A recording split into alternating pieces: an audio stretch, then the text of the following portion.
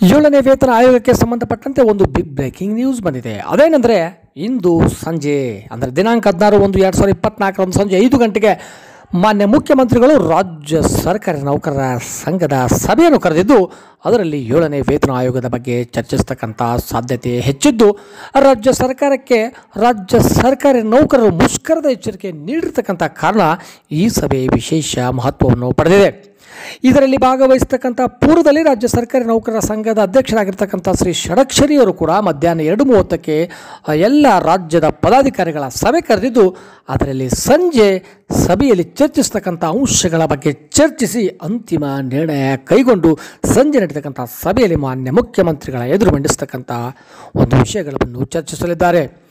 ಒಟ್ಟಾರೆಯಾಗಿ ಚುನಾವಣೆ ಘೋಷಣೆಯಾಗುವ ಮುನ್ನವೇ 7ನೇ ವೇತನ ಆಯೋಗದ ಅನುಷ್ಠಾನದ ಘೋಷಣೆ ಮಾಡುವುದು ಹಾಗೂ ಮುಂಬರ್ತಕ್ಕಂಥ ಆರ್ಥಿಕ ವರ್ಷದಲ್ಲಿ ಜಾರಿಯಾಗುವಂತೆ ನಿರ್ಣಯ ಕೈಗೊಳ್ಳುವಂತೆ ಒತ್ತಡ ಹೇರ್ತಕ್ಕಂಥ ಸಾಧ್ಯತೆ ಇದೆ.